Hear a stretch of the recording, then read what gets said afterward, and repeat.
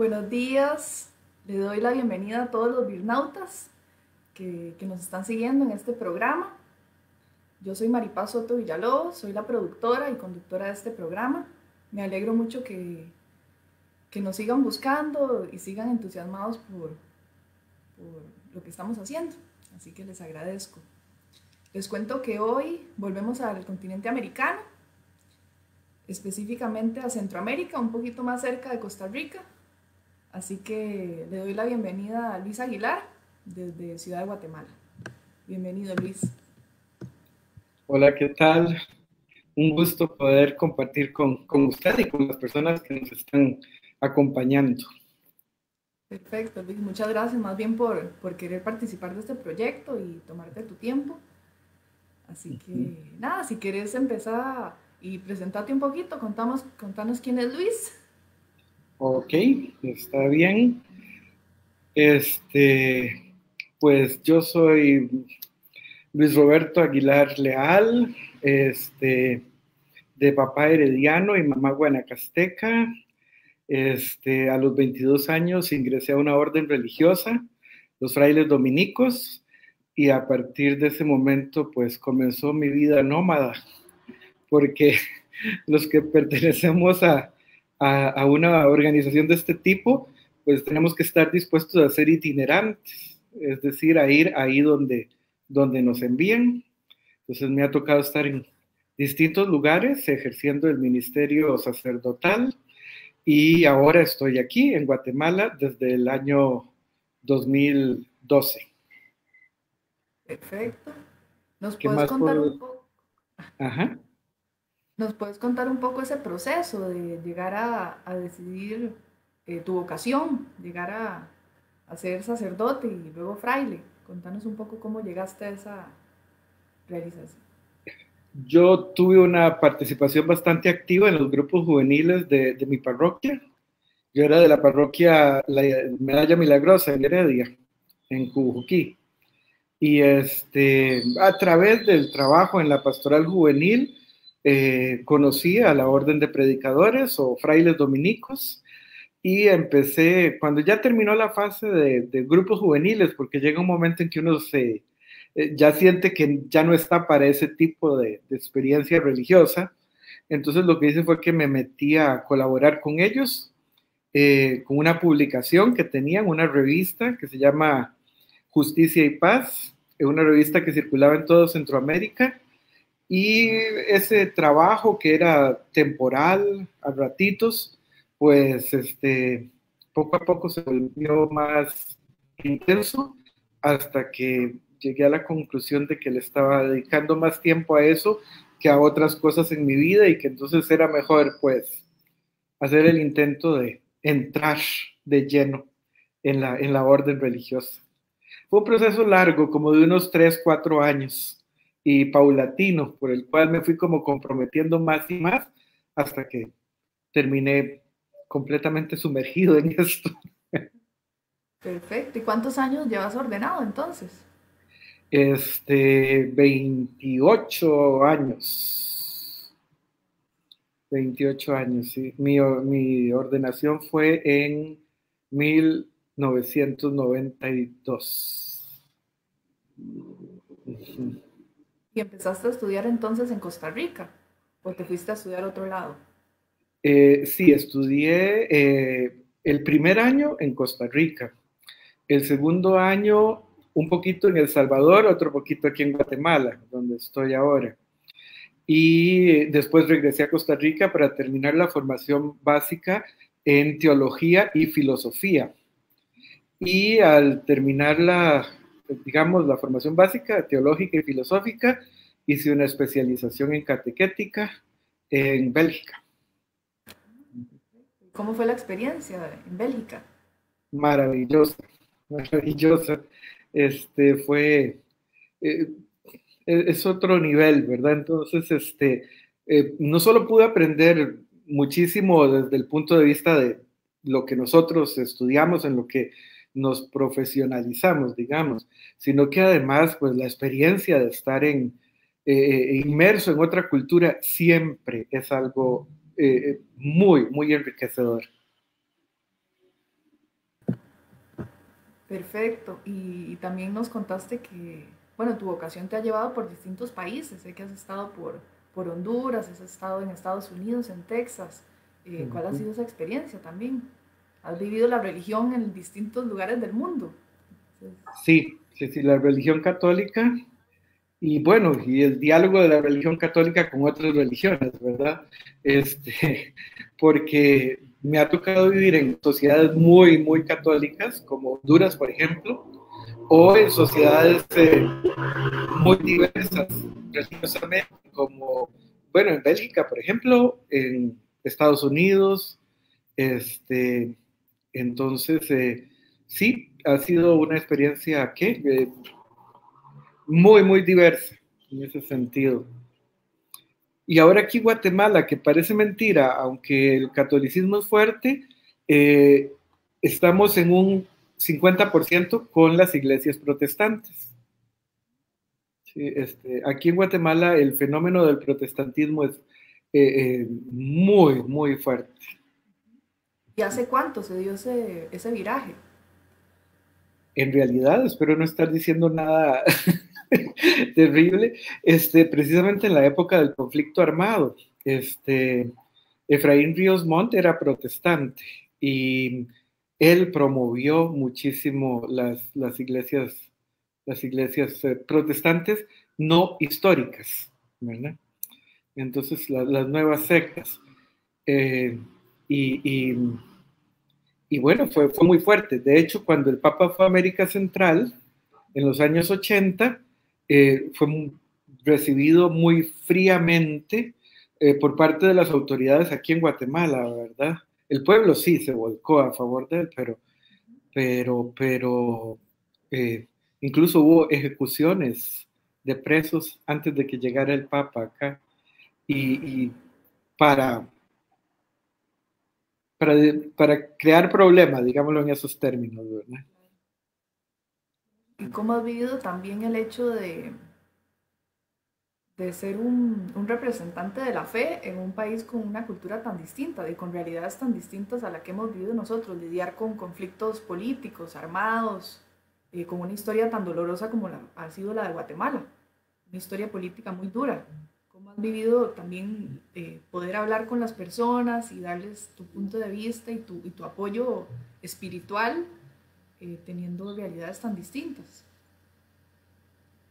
Eh, eh, los países centroamericanos en general, pero algunos más que otros, somos países heridos por la violencia política y por la desigualdad económica y siempre, siempre ha habido un sector fuerte de la iglesia como muy a favor de las personas más vulnerables, de las personas que más sufren a causa de la desigualdad o de la violencia. Y yo le doy gracias a Dios de que a mí me haya dado la oportunidad de pertenecer a este sector, digamos, más solidario con las causas de los vulnerables, pongámoslo en esos términos. Eh, es, es, es muy, uno se siente muy impotente, uno se siente completamente incapaz de responder a desafíos que son enormes, pero por otro lado, uno sabe que cualquier pequeño gesto ya significa mucho para otras personas. Y esa dirías que es una razón por la que elegiste la orden dominica. O sea, que tal vez ese vínculo con las personas y esa ayuda directa fue una de las razones que te guió por ese lado. Sí, claro. De hecho, yo conocí a los frailes dominicos cuando estaban en La Aurora, en Heredia, y los conocí precisamente un día que bloquearon las calles junto con la gente porque tenían no sé cuánto tiempo de no tener agua. Entonces ahí estaban los dos frailes, sentados en el suelo con toda la gente de la Aurora impidiendo el tránsito para, para, para reclamar que no tenían agua potable, ¿verdad? Y esa fue uno de mis primeros contactos con nuestra orden religiosa. Así que ya eso marca una cierta dirección, ¿verdad? Completamente, completamente. Sí. Y, y contanos un poco cómo llegan también los frailes dominicos a América Central. Me imagino que llegan cercanas a la conquista, pero no sé si es mucho después o cómo funciona, cómo llegan a Guatemala o a Costa Rica. Este, los frailes dominicos llegamos al continente americano en 1510 y llegamos precisamente a lo que hoy es Haití y República Dominicana, que se llama República Dominicana por los dominicos. Ah, Y la capital, Santo Domingo, es en honor a Santo Domingo de Guzmán, el fundador de nuestra orden.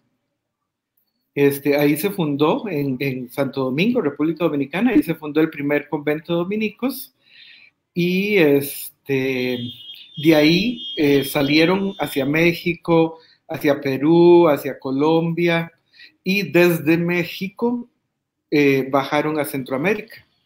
Los primeros dominicos que llegaron a Guatemala llegaron en 1529, que en el fondo es bien pronto en el proceso de colonización, ¿verdad? De conquista. completamente. Y fue donde se establecieron con más fuerza, en Centroamérica, en Guatemala. Sí, desde Guatemala se hizo la evangelización del territorio que hoy es Guatemala, de todo lo que es Chiapas y Oaxaca, y también de El Salvador, de Honduras, hasta Nicaragua. El convento de la época colonial más al sur está en Granada. No llegamos hasta Costa Rica, no llegaron los dominicos de aquella época hasta Costa Rica. Por otro lado, llegaron a Panamá, pero se quedaron en la zona de Panamá. Entonces, a Costa Rica los dominicos llegaron hasta principios del siglo XX. Ah, muchísimos siglos después. Sí, Una experiencia completamente distinta. sí, Costa Rica fue evangelizada principalmente por franciscanos. Normalmente las dos órdenes más fuertes en los procesos de evangelización en la colonia eran dominicos y franciscanos. Un poquito después también aparecieron los jesuitas, ¿verdad? Pero casi siempre se distribuían los territorios. Entonces, digamos, si los franciscanos entraban más fuerte, entonces los dominicos nos quedábamos en otra área, ¿verdad? Entonces Costa Rica quedó en manos de franciscanos y nuestra espiritualidad es muy, muy franciscana, la de Costa Rica. Y si no me equivoco, los franciscanos también son frailes, ¿cierto? Sí, exactamente. Se ¿Cuál le sería llama entonces? frailes a todas las órdenes religiosas, a todos los que pertenecemos a una orden religiosa más o menos del siglo XIII, XIV, ¿verdad? Que son las órdenes mendicantes, también conocidas como mendicantes porque en su origen, eh, eh, antes de las órdenes de San Francisco y Santo Domingo, lo que existía eran los monasterios, que eran prácticamente como feudos, ¿verdad? Y los frailes renunciaron a las posesiones de terrenos o de grandes edificios y vivían de pedir limosna. Por eso se llaman órdenes mendicantes. Perfecto, muy interesante. Y sé que, bueno, sé que vos sos sacerdote y además fraile. Entonces, Exactamente. Fraile por pertenecer a la orden de frailes dominicos o frailes predicadores. Y sacerdote porque recibía el sacramento del orden sacerdotal. Entonces, las dos cosas. y vos me contabas algo muy interesante en Guatemala, que todavía en las tradiciones y en las celebraciones religiosas conviven mucho, no solo la parte más hispánica de la influencia española, sino también la parte maya. Entonces, o sea, porque me parece muy impresionante que hayan llegado tan pronto en la colonización y que de igual forma, a pesar de lo brusco que fue la colonización y la evangelización en todos nuestros Podemos países, decir violento, mantuvieron no ese hay tipo problema. de tradiciones mayas. Sí, bueno, primero hay que aclarar una cosa, eh, hubo de todo, ¿verdad? Desde religiosos que fueron cómplices de actos horribles de aplastar las culturas locales, ¿verdad?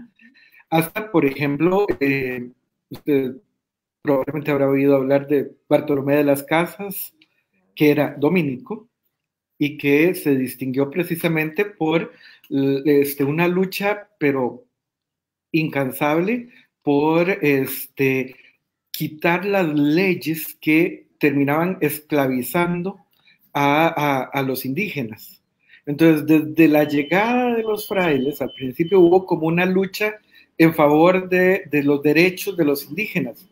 Hubo un gran debate, sobre todo en la Universidad de Salamanca, donde era un debate más que filosófico, pero que tenía consecuencias en la vida concreta. Y la pregunta era, ¿son los indígenas seres humanos? ¿Son susceptibles de aceptar el Evangelio y vivir según él? Y los dominicos siempre estuvimos a favor de que, claro, por supuesto, tan seres humanos como cualquiera, ¿verdad? Desgraciadamente en la historia humana siempre ha habido gente que le niega la humanidad a otros, ¿verdad? Y Bartolomé de las Casas, pues hizo un esfuerzo muy fuerte. Él y todos los lascasianos, de hecho se habla en términos generales de lascasianos, por una defensa de los indígenas. Aquí en Guatemala, el rey le concedió a los dominicos un inmenso territorio para que hicieran la evangelización pacífica. Tenían prohibido la entrada cualquier persona que no fuera fraile dominico. Y ese territorio está compuesto por los departamentos de Alta y Baja Verapaz. Y se llama Verapaz, verdadera paz, precisamente por eso, porque ahí la evangelización se hizo pacíficamente. Y se conservaron las lenguas, las tradiciones. Los frailes tenían que aprender el idioma y tenían que predicarle en su idioma y hacer como una especie de eh, asociación entre las tradiciones que ellos traían del sur de España, que son muy específicas, con lo propio de su cultura. Por eso es que mucha de la religiosidad guatemalteca es una mezcla de lo que se puede ver en Sevilla, más toda la riqueza cultural que viene de las comunidades mayas. Perfecto, muy Entonces interesante. uno ve andas que se parecen a las andas sevillanas, pero uno oye un instrumento que se llama sicolá, que tocan para empezar las procesiones. Eso es una mezcla bien interesante. Interesante. Y hasta el día de hoy se sigue manteniendo, o sea, hay alguna división, tal vez con el territorio guatemalteco, el que conocemos hoy, donde hayan más influencia. Sé que me comentabas más o menos que Ciudad de Guatemala tenía esa influencia más hispánica y más a las afueras o más lejos de la capital estaba más la influencia maya, pero si nos puedes comentar un Exactamente. poquito. Conforme uno se va alejando de los centros urbanos, las tradiciones religiosas se vuelven más y más mayas, ¿verdad? En el colorido, en la música, en todo, ¿verdad? Hay documentos bien interesantes. Los mayas hacían procesiones, pero procesiones con sus líderes, con su rey, ¿verdad? Entonces, cuando los españoles introdujeron las procesiones de carácter religioso, pues ya era algo con lo que ellos estaban familiarizados, ¿verdad? Y estaban acompañados con música. Entonces, fácilmente hicieron clic, digamos, con eso que traían los frailes. Claro, claro, hicieron una buena combinación, tenían muchas similitudes a pesar de tener culturas completamente distintas. Sí. Perfecto. Y bueno, yo quería hacer un pequeño paréntesis para que me contes un poco de tu vida, de tus intereses. Sé que sos muy amante de los animales. Si quieres nos contás un poquito, sé que tienes una mascota o casi una compañera. Sí, de toda la vida me han gustado tanto los gatos como los perros. Yo no entiendo esa división de que a algunos les gusta el gato y a otros les gusta el perro. Para mí los dos son igualmente compañeros, ¿verdad? Y he tenido mascotas, gatos y perros, he tenido peces, tenemos tortugas aquí en la casa, ¿verdad? Y este, pues yo no tengo problema con cuidar animalitos, ¿verdad? Eso es muy franciscano, pero bueno, este, también como dominico he desarrollado eso, ¿verdad? Perfecto. Este, Después también me interesa mucho en general el arte. Ujú. Y de hecho, yo creo que una de las cosas que me ha, digamos, facilitado el poder acompañar a la gente de acá en todas estas tradiciones guatemaltecas es que es, es, es arte popular, pongámoslo en esos términos. Las alfombras que se hacen, los tejidos con los que se visten a las imágenes, las iglesias están llenas de pinturas. Hay una cosa que no tenemos mucho en Costa Rica y es que aquí hay compositores de música especial para procesiones. Entonces, y año con año se produce nueva música. Por supuesto, hay algunas que son antiquísimas ¿verdad? Y siempre siguen tocándose, pero este, el, el, el ambiente eclesiástico está lleno de ese contacto con el arte en sus distintas manifestaciones. Y bueno, eso es algo que a mí me gusta y que yo disfruto. Yo no tengo Claro, problema con eso para ya nada. estás sensibilizado con el tema y por eso Ajá. también lo ves por todas partes, en los Uh-huh. vitrales, en la procesión, en todo. La procesión es básicamente teatro callejero. Es realmente un drama que se va desarrollando. Desde que se levantan las andas hasta que regresan y las vuelven a poner en su lugar. Y es bien fuerte. Este, Todos los sentidos entran en juego, ¿verdad? El olor, la música, el colorido, ¿verdad? Los adornos se hacen año con año, y son distintos, y es un proceso que lleva 4 o 5 meses de trabajo. La gente sale del trabajo a las 5 de la tarde y a las 6 están aquí en las bodegas, este, trabajando hasta las 10 11 de la noche, para preparar los adornos que llevan las andas, ¿verdad? Durante 3 o 4 meses. Entonces, Y las alfombras que uno tanto conoce, se cierra esa calle por algún tiempo para que ellos vayan colocando. casi toda la noche, si la procesión sale temprano en la mañana, desde las 8 9 de la noche anterior, la gente se pone a trabajar y trabaja toda la gente que vive en la calle, ¿verdad? Es Órale, también una cosa muy comunitaria. claro. Este, Aunque hay algunos que son como los diseñadores y los que hacen los moldes, y antes de elaborar la alfombra hay también un montón de tiempo de trabajo porque hay que conseguir el acerrín y teñirlo. Y eso es un proceso largo y complicado, se distribuye el trabajo entre todos, ¿verdad? Claro, y eso se le da la oportunidad a cualquier persona que diseñe o ya está definido cuántas alfombras hay. Uh-huh. Sí. Perfecto, muy interesante. Y sé que Uh-huh. también me han contado que sos muy amante de las series también. ¿De qué, perdón? De las series De televisión. de televisión Sí, también, también. también. Perfecto. Sí. ¿Cuál estás viendo por ahora? Cuál es la nueva en Ahorita la estoy lista? enganchado con una que se llama Vientos de Agua. Ay, la conozco, la que es argentina. Sí, Argentina española, sí. Ajá, Estoy, de la migración. Ajá, estoy fascinado con esa serie. Muy, muy, muy interesante. Perfecto. Bueno, y ahora vamos a pasar a un... Luis fue muy amable y me facilitó unas fotografías de diferentes aspectos de su vida en Guatemala, así que las vamos a incluir para comentar un poco. Así que vamos a pasar a eso. Vamos a pasar. Perfecto. Bueno, esta foto, esta vista es impresionante. Me imagino Sí. que es de la iglesia donde trabajas, donde está la Esa es patrona la de iglesia Guatemala. donde yo estoy, las cubiertas de la iglesia, ¿verdad?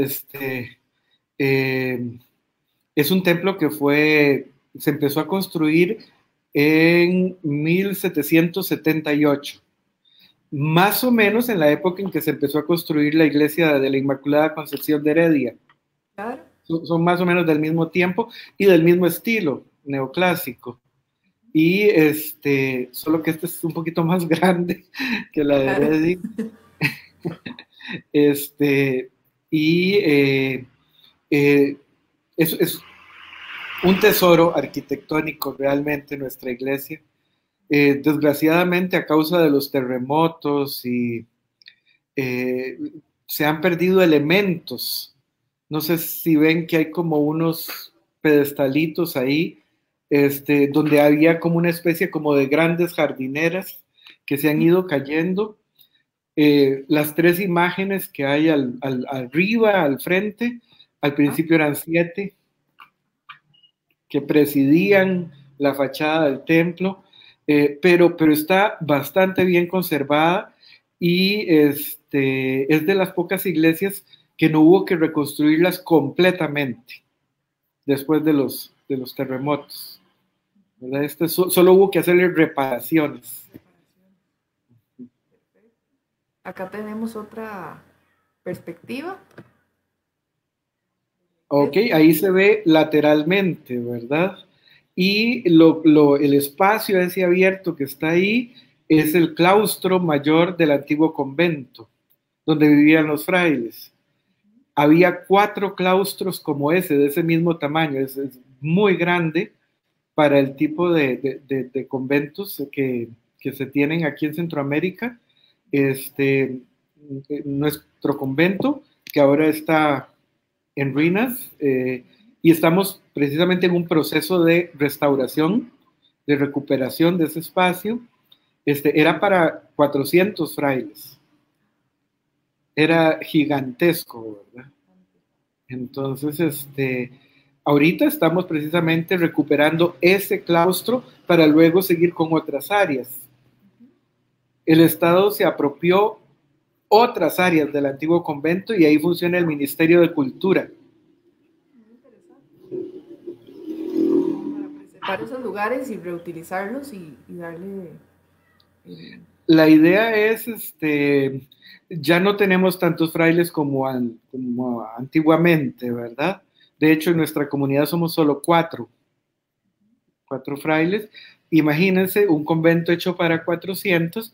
El proyecto que nosotros tenemos es convertir toda esa área, conforme se vaya recuperando, en un centro cultural, ¿no? Donde haya exposiciones, conciertos, eventos culturales. Ya los tenemos, así como está, que no está completamente restaurado, pero ya está abierto para eventos culturales. Muy lindo, me encanta el proyecto, muy buena. Uh-huh. Sí, a mí también. Yo estudié arquitectura antes de entrar a la orden. Llegué hasta 3er año en la UCR.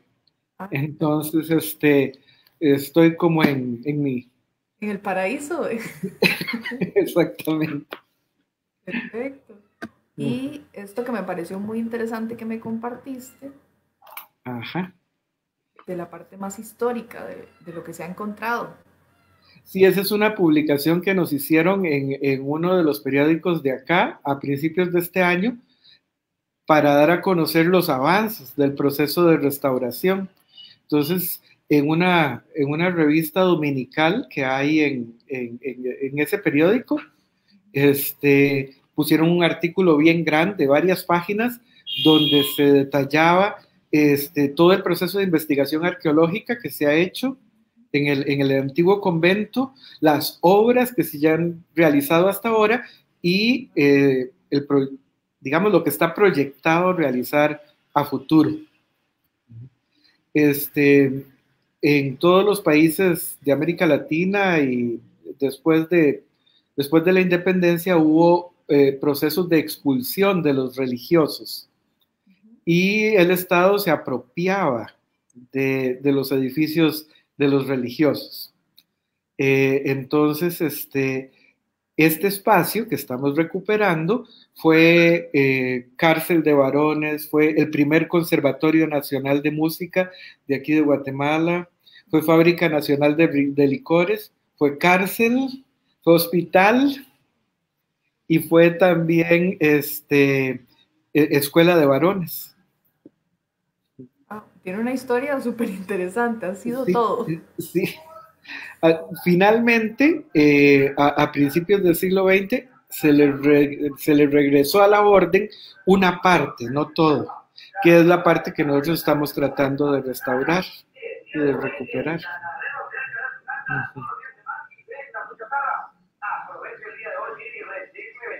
Patrona. Exactamente. Esta iglesia donde yo estoy es la iglesia donde se encuentra la patrona de Guatemala, que es la Virgen del Rosario. Esa es la imagen. Aunque no parezca, es una imagen de plata. Toda ella, de pies a cabeza. No es una imagen de madera, sino que es plata. Y el rostro y las manos están encarnados, es decir, tienen color carne, pero es un encarnado sobre plata, no sobre madera. Y es una técnica poco común. La mayor parte de las imágenes son hechas en madera y encarnadas sobre madera. Ella es de plata y encarnada sobre plata. Es más alta que yo. Es enorme. Ahí se ve chiquita, pero es bien alta ella. ¿Y cuándo se construyó esta específicamente? Esa imagen, aquí el término que utilizan es buriló. Esa imagen fue burilada en torno a 1592. No se sabe la fecha exacta ni los artesanos que la hicieron, pero digamos, el documento más antiguo que la menciona ella data de 1592. O sea, tiene ya, ¿qué? Como 400 años, ¿verdad? Claro, casi 500 años. Sí. Y el trabajo, el detalle. Sí, o sea, el cuerpo de ella es de plata, pero es una imagen de vestir. Entonces, hay que estar, o sea, esa es otra cosa que no tenemos mucho en Costa Rica. Aquí en Guatemala hay todavía artesanos que bordan los trajes de las imágenes. Y la gente se pelea, digamos, o se esfuerza mucho por donar los trajes para las imágenes. Es un honor para ellos. Exactamente. Y es muy caro también, porque si ven el nivel de detalle en el bordado del vestido de la Virgen, esos son meses de trabajo, claro, que los hacen personas especializadas en eso, ¿no? Creo que en América Latina, solo en Guatemala y en Perú, hay artesanos que todavía hacen ese tipo de bordados. Perfecto, muy interesante. Ahora pasamos. Por ahí yo creo que te puedo encontrar en alguna de... Sí. Y eso me imagino que era ¿qué tipo de celebración era esta? Esa fue la fiesta de Santo Domingo de Guzmán, nuestro fundador. Eso fue en el 2016, que fue el año en que se celebraban 800 años de la fundación de nuestra orden. Nuestra orden fue fundada en 1216. Entonces, en el 2016 se cumplieron los 800 años. Entonces vino el arzobispo de Guatemala y estábamos todos los frailes de aquí de la ciudad y otros sacerdotes invitados. Y bueno, es un exceso de flores y de velas, ¿verdad? Así le gusta, eso es parte del alma barroca del guatemalteco, ¿verdad? Es un exceso, todo. Perfecto, es una experiencia cultural completamente. Uh-huh. Sí. De esta te quería preguntar ese tipo de vestimenta, ¿de dónde sale? ¿Cuándo se utiliza? No sé si lo pueden ver, está abajito de la imagen. Sí, ese es el altar mayor. Presidiendo el altar está la Virgen del Rosario, por supuesto. Y no sé si se ve ahí abajito está el Señor sepultado, que es una imagen de mucha, mucha devoción. Una vez al año, el martes santo, el Señor sepultado está ahí frente al altar mayor y se le hace una unción en la noche, o sea, como preparándolo para el sepulcro. Entonces, antes de la ceremonia de unción, pasa todo el día ahí para que la gente venga como si fuera un velorio, digamos. Y las imágenes aquí tienen o cofradías o hermandades, igual que en el sur de España. Entonces, esas personas que están ahí con ese uniforme son miembros de la Hermandad del Señor Sepultado de Santo Domingo y son penitentes, por eso llevan la cara cubierta con ese cono. No todos son penitentes, entonces hay algunos con la cara descubierta y otros con la cara cubierta. Ellos están ahí como velando que nadie le falte el respeto a la imagen, y pasan todo el día cuidándola hasta que en la noche se hace la ceremonia de unción.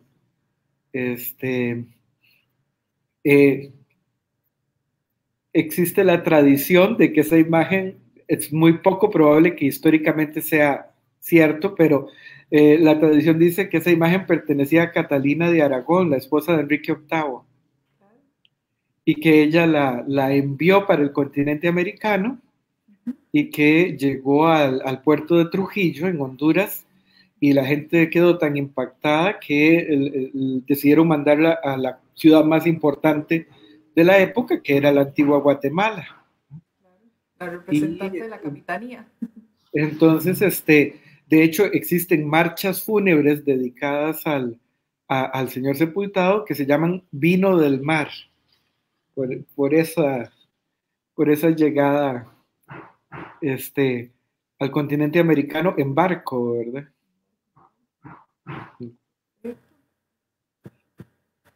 Bueno, y acá estás, en un barrio. ¿Esto se debía por alguna razón, alguna celebración? ¿Es un barrio particular donde ustedes van? Es parte de nuestra parroquia.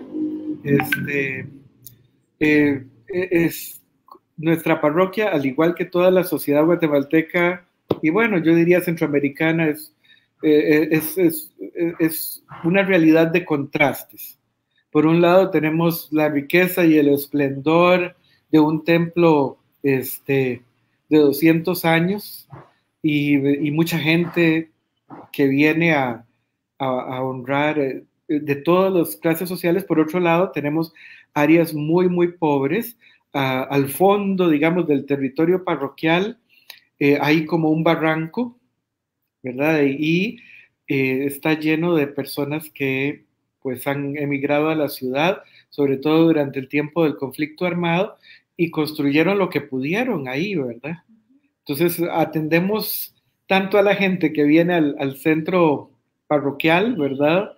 Como, por supuesto, con mucha más razón, a todos los que viven en las colonias más pobres, ¿verdad? Eso también fue para una fiesta de Santo Domingo. A la par mía está la imagen de Santo Domingo de Guzmán, que es el patrono de nuestra parroquia, y lo bajamos por los callecillas de la barriada, digamos, hasta llegar, y ahí no se puede construir, o sea, la gente construye porque no tiene otro lugar donde hacerlo, pero no se debería construir ahí, ¿verdad? Entonces no hay capilla ahí, entonces buscamos el espacio más amplio para celebrar ahí la misa. ¿Y estas actividades cada cuánto las hacen? Pues en tiempos normales, mínimamente una vez al mes. Ese sector en particular se llama Santo Domingo del Tuerto. Entonces, todos los años, cuando se acerca la fiesta de Santo Domingo, vamos ahí, por supuesto, ¿verdad? También cuando hay funerales o cuando hay algunas otras ocasiones, nos piden y nosotros vamos. Tenemos, aquí se les dice barrancos, tenemos 3 barrancos que visitamos regularmente. Y por acá tenemos otra foto también. Sí, eso es con los jóvenes de ese sector, después de que ya terminó la misa. Felices y muy agradecidos. Sí, sí. Pero subir desde ahí hasta requiere una cierta fortaleza física.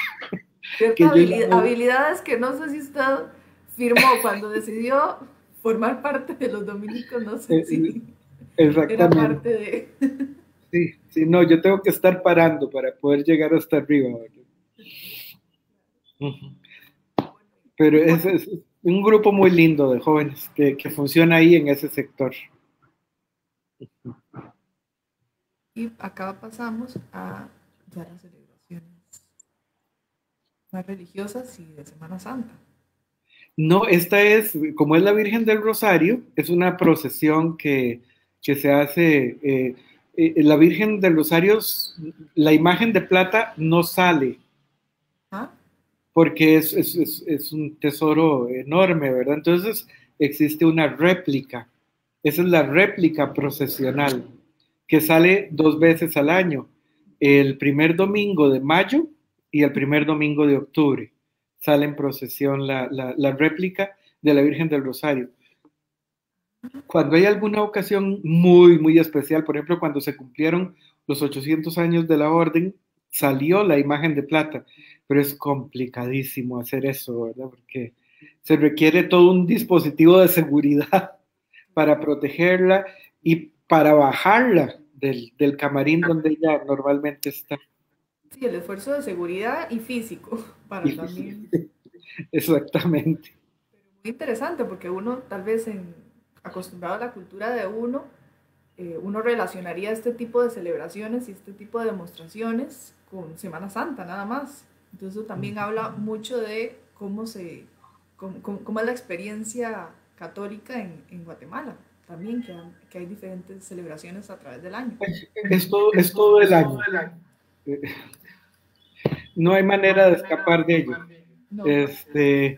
Para la Virgen de la Asunción, en otras iglesias, hay algo semejante a eso. Para la Inmaculada Concepción, hay 50 de estos, ¿verdad? Por toda la ciudad. Cuando las procesiones son festivas, se les llaman rezados. Y la música es alegre y tiran papelitos de colores y como se puede ver ahí en la foto, ¿verdad?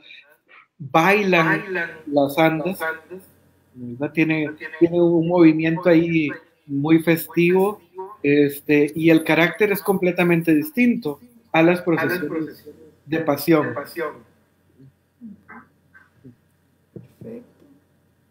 Esa es el Viernes Santo. Ese es Viernes Santo, esa es la Virgen de Soledad. Ese traje es absolutamente espectacular. Lo estrenó este año, fue el 2015, ¿verdad? Se le conoce como el ajuar de las azucenas. Aquí la gente reconoce los trajes que llevan las imágenes. Entonces, y le dicen a uno, padre, hace tiempo que no le ponen el ajuar de las rosas o que le ponen el ajuar de... porque la gente recuerda los trajes que tiene cada imagen. Es muy, muy sevillano, si pueden ver, ese estilo es muy, muy sevillano.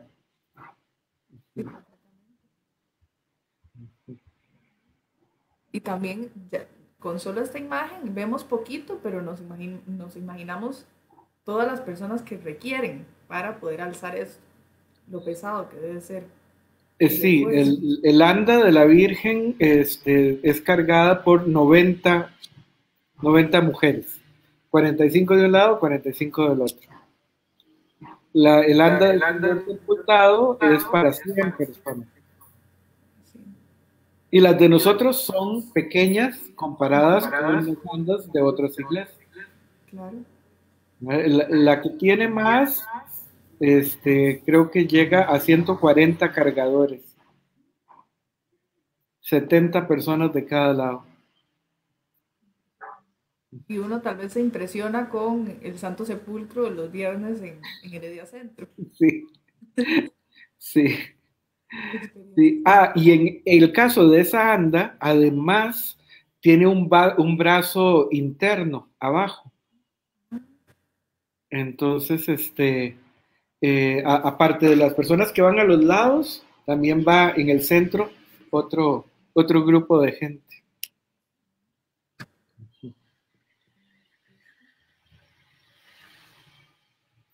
Ese es el Nazareno. Se le conoce como Jesús Nazareno de la Buena Muerte. Él sale el tercer domingo de Cuaresma. Entonces, y es una procesión que comienza a las 9 de la mañana y termina a las 2 de la madrugada del día siguiente. Impresionante. Sí. ¿Y cada cuánto cambian las personas o cómo? Cada cuadra. Cada cuadra. Uh-huh. En las esquinas está el grupo que toma, realmente no se puede más por el peso, ¿verdad? Es más, ya se llega al final de la cuadra, yo he cargado porque tenía que hacerlo, ¿verdad? Y es muy pesado, muy, muy pesado. Y la gente paga por cargar. O sea, para poder llevar en hombros a una imagen, hay que comprar el turno. ¿Y ese dinero queda para la iglesia o cómo funciona? ¿O se da para causas benéficas? Se usa para el pago de los adornos principalmente. Y bueno, en el caso de la Hermandad del Señor Sepultado, el Señor Sepultado sí tiene un programa de ayuda social. Tampoco es que queda mucho, ¿verdad? Porque, pero la hermandad tiene una clínica popular, y también los miembros de la hermandad cuando necesitan piden ayudas a la hermandad y entonces hay un fondo dispuesto para ayudar a las personas que más lo necesitan, ¿verdad? De hecho, ahora durante esta época de pandemia que ha habido mucha gente muy afectada a nivel económico, nosotros repartimos 80 bolsas de alimentos cada mes para 80 familias y eso se ha podido hacer gracias al aporte de las agrupaciones de religiosidad popular.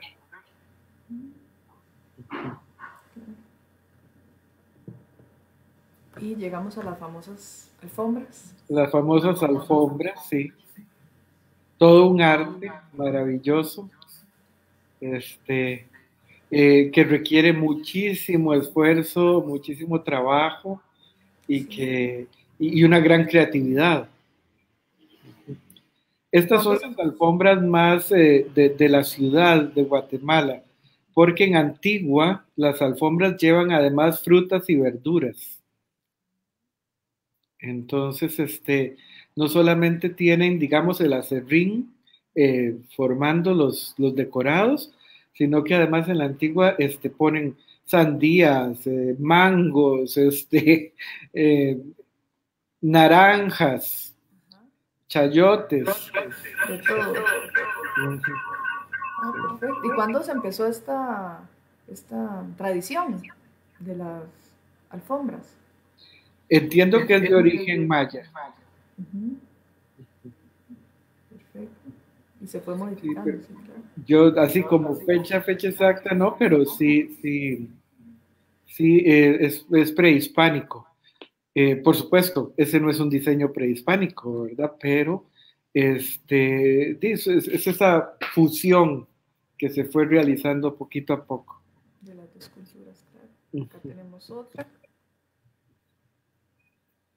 Maravilloso, ¿verdad? Maravilloso, sí. Y esa es chiquita porque esas dos son hechas dentro de la iglesia.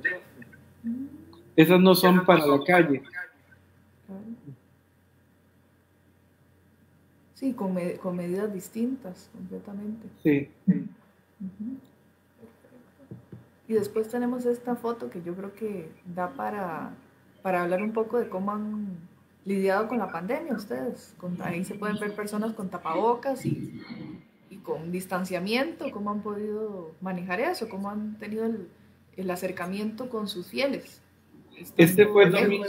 el domingo de Corpus Christi, este año, que no pudo haber procesión de Corpus Christi. Entonces lo que hicimos fue que pusimos al Santísimo en la puerta de la iglesia, Ujú. abrimos las puertas y la gente llegaba a hacer oración frente al Santísimo y sí, muy respetuosos del distanciamiento social que tenemos que tenerlo, ¿verdad? No hay otra. Claro. Ujú. Y ahora en estos momentos que la cuarentena se ha Pues, flexibilizado un poco, cómo lo están manejando, cómo está Guatemala también con el tema de la pandemia. pues ya vamos casi por 70,000 infectados, alrededor de 2,800 muertos. Este, Se ha flexibilizado, pero todavía no están abiertas las iglesias para la celebración de la Eucaristía. Se permite que la gente entre a orar Ujú, durante ciertas horas del día, ujú. pero no se permite todavía celebrar la misa con presencia del pueblo de Dios. Ok, perfecto. Vamos a, esta era la última fotografía, así que vamos a salir de acá. Eh, bueno, muchísimas gracias, Luis. Te agradezco un montón por tu tiempo, por tu experiencia. Ha sido muy enriquecedora. Yo creo que para todos tengamos un vínculo cercano con nuestra espiritualidad o con nuestra religión es un tema fascinante y que se sabe muy poco. Yo creo que ha sido una historia muy interesante a través de los años y Guatemala tiene una historia muy particular y un vínculo con la religión muy diferente. Así que ha sido muy enriquecedor todo. Y yo insisto, o sea, incluso las personas que no son religiosas, es un fenómeno cultural tan rico, tan impresionante, que yo creo que cualquier persona interesada en el ser humano y sus culturas sabe apreciar. Así es. Sí, vos me comentabas que también mucha gente viaja a Guatemala en Semana Santa y no tiene ningún vínculo religioso, pero quiere estar en presencia de esa experiencia de una vez en la vida. Estar ahí Sí. y ver esa teatralidad y esa pasión con la que viven Y la los belleza chapines. también. Ujú. Claro. Perfecto. Vamos a agregar un par de comentarios de Virnautas que nos estuvieron viendo. Algunos te mandaron saludos y yo creo que es importante. Mira, Olman Vargas saluda. Saludos a Luis Roberto de un compañero y amigo del colegio. Gran abrazo. Sí, de toda la vida. Toda la vida. Vamos a ver por acá quién más. Acá también hay otra persona. Francisco Araya Sosa. Ah, Abrazo grande, Francisco. Luis Roberto. Se Sí, juntaron los compañeros del colegio. sí. Ajá, exacto. Y acá también Marta Eugenia Hernández Rodríguez. Ah, Saludos Luis, me alegra escucharte, un abrazo fraterno. ujú. Sí, por supuesto. Sí, bueno, agradecemos a todas las personas que se unieron y te agradezco de nuevo Luis por sacar tu tiempo y contarnos todo esto. Muchísimas gracias, de verdad. Con muchísimo gusto. Así que un saludo hasta Guatemala. Gracias. Un abrazo. Hasta luego. Hasta luego. Bye. Bueno, les agradezco un montón a los Virnautas por seguir cada programa. Les recuerdo que pueden seguir a la página de Voces por Media Calle, que pueden activar sus notificaciones para que les llegue toda la información de los casi 20 programas que tenemos. Cuéntenle a sus amigos, cuéntenle a sus familiares. Queremos seguir creciendo. También esperamos su retroalimentación, sus comentarios para mejorar y tener cada día un mejor programa. Así que les agradecemos. Les tengo una noticia para la próxima semana. Yo me organizo dependiendo del invitado y al ser un programa de ticos por el mundo, que viven en diferentes hemisferios, diferentes usos horarios, a veces tiene que modificarse esto. Así que la próxima semana el programa va a ser a las 9 de la mañana y no a las 11. Voy a tener una invitada muy especial desde Francia y ella por asuntos personales no puede a las 11, así que lo vamos a pasar a las 9. Ella escribió un libro y nos va a comentar un poco de su experiencia no solo viviendo en Francia, sino también de escribir un libro con su compañero que es el ilustrador, que él está en Costa Rica. Entonces también la experiencia de, de generar un proyecto a la distancia.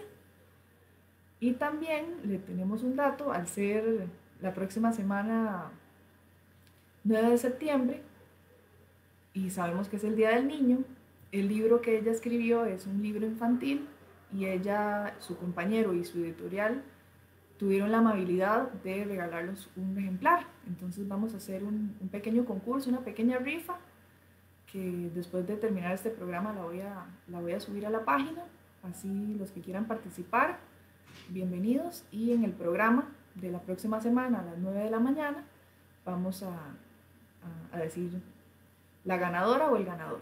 Así que los esperamos. Muchas gracias por seguir conectados y por querer aprender un poco de la experiencia de los ticos alrededor del mundo. Un abrazo.